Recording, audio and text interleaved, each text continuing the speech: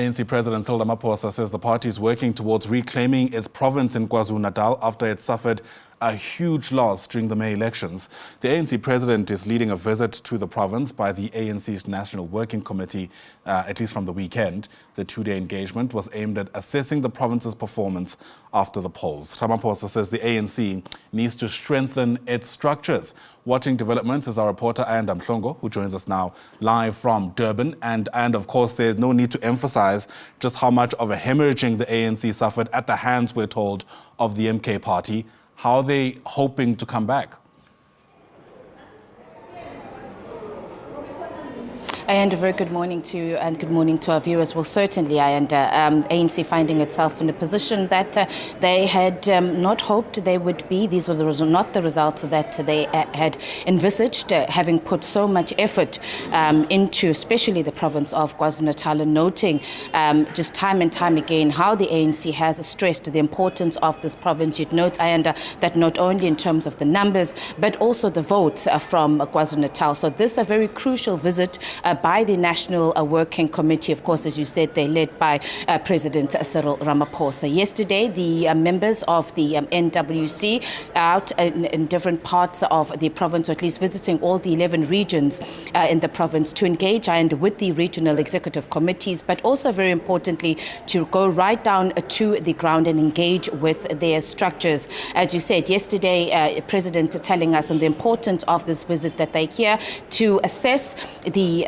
results of the election, but also now the ANC needs to now devise a way forward. What is going to become of the ANC, particularly here in the province of KwaZulu-Natal? The president emphasizing, though, that of course, despite this outcome, the ANC was still alive in KwaZulu-Natal, and the purpose of their visit is, of course, to one, analyze, but also for them to now map out the way forward. But let me now bring in acting spokesperson of the ANC, Mr. Zugo Kodlimpi. Zugo, appreciate your time. As we're saying, a very, very important visit by yourselves to the province of KwaZulu-Natal. And I note that ahead of the elections, so much effort was put into this province. In fact, I think, Zugo, there was no other province that the president himself had visited and paid attention to.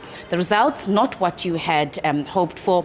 Yesterday, you engaged with your structures. Are you at a position yet just to sum up what came out of the leadership's engagement with your structures?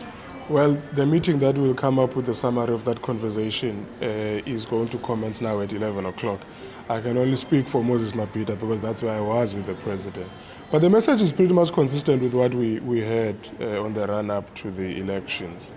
There are a couple of objective factors that led us to the decline. And we did understand that there would be a decline. We just didn't think that it would be as dramatic as it were. Moving from a 54% baseline to a 17%, no one can go to an election expecting that fall. But objectively, there are things that have been playing out in KwaZulu-Natal for a while.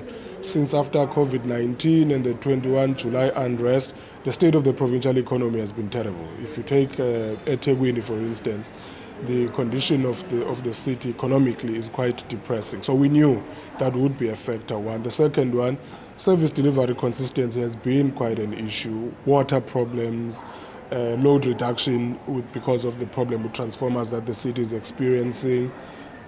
We knew that would be a problem. Complaints about roads infrastructure has been quite consistent. Potholes around the metropolitan cities, including the small towns and rural areas, are complaining about the same set of things. So at that level, we knew.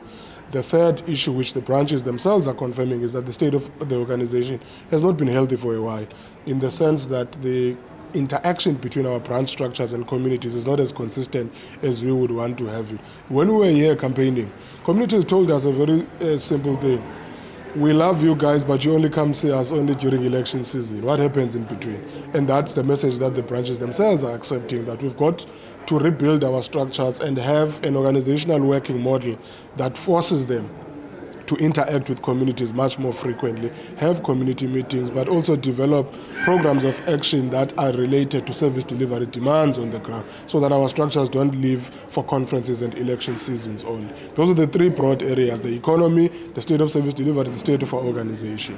But what got us to this slump in KwaZulu-Natal is, of course, the once-off factor of the former president's formation of a political party.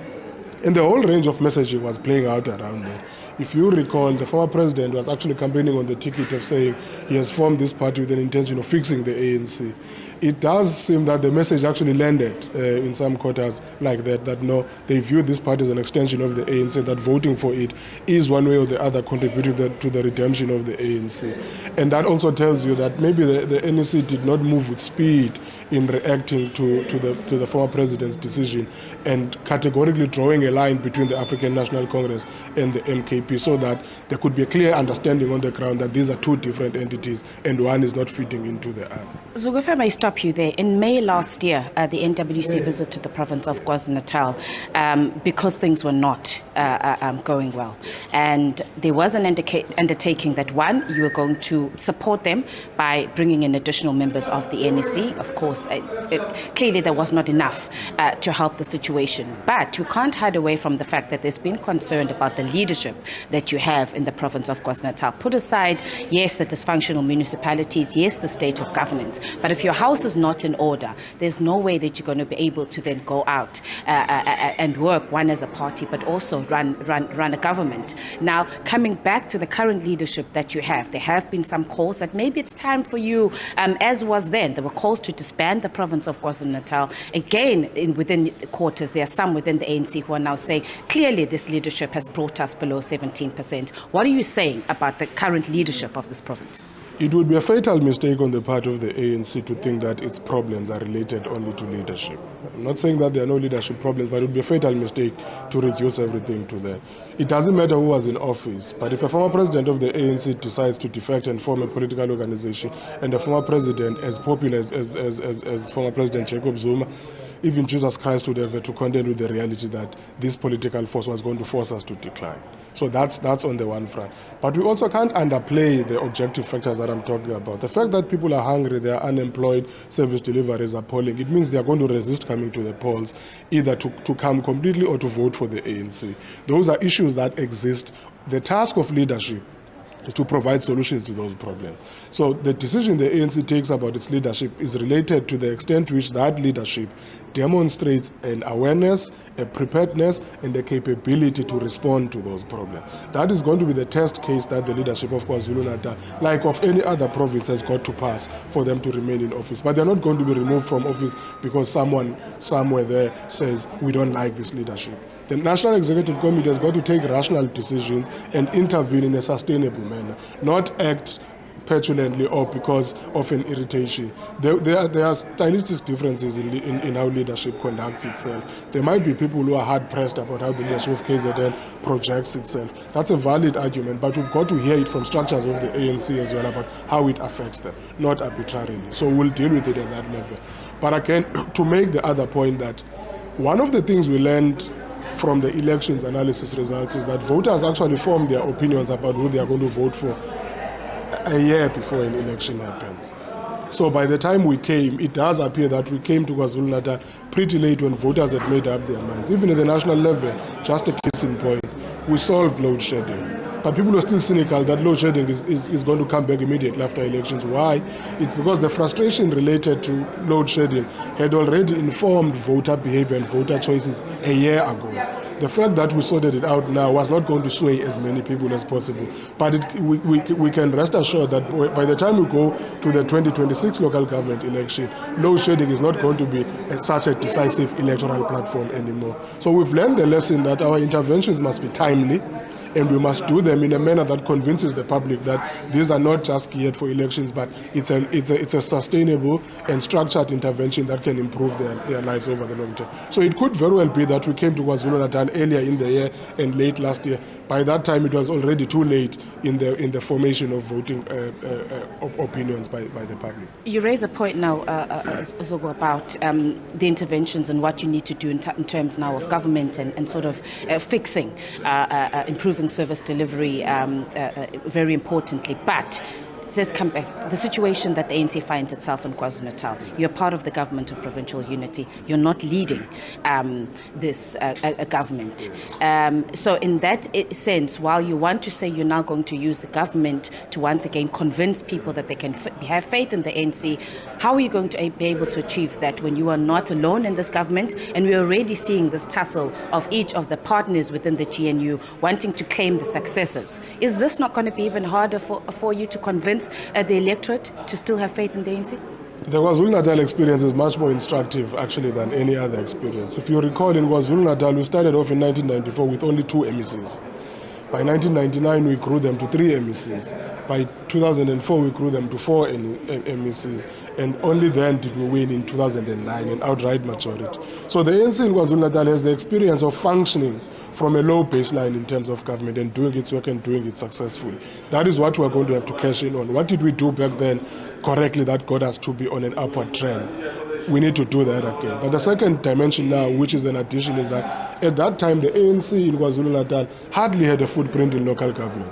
But now we do have. We are still in control of eThekwini, we are still in control of Moses Mabhida, Pietermaritzburg. So the 2 major metropolitan centers are still under our control. The key task, how do we recalibrate our approach to governance? How do we make sure that our councillors are actually attending to the needs of the people as the people are telling us? And how do we get ANC structures to correctly supervise the work of local government authorities so that there could be a sustainability of water provision? We solve issues that are related to electricity. We solve the unemployment problem at local government, because that function is also a domain of local government. That is part of what these meetings were discussing yesterday. That is part of what the NWC is going to be discussing with the PEC. Strengthening our supervision of local government as our last line of defense for the credibility of the ANC in KwaZulu-Natal. Zuko, we'll still have to wait and see. Thanks so much for your time. Zuko Kolimpi, the acting spokesperson of the ANC, of course. Ayanda, they're speaking about the visit by the ANC's NWC and the position of the ANC and what they, as national leaders, still feel that whilst there's still a lot of work that, of course, needs to be done here in the province of KwaZulu-Natal, but the big question of whether or not they want or planning to entertain this conversation that maybe it's time for the ANC to be dissolved here in the province. Zogo Kozimpi saying that's not where they are at this moment. Of course, Ayanda, we're going to be here for the most of the day. We hope to speak to the Secretary General of the ANC, Fikile Mbalula, a little bit later, and then get some closing words from the President of the ANC later on in the day. Ayanda, for now, it's back to you. And we certainly look forward to all the reportage. Ayanda Mhlongo, live to us there from Durban in KwaZulu-Natal. Thanks very much indeed.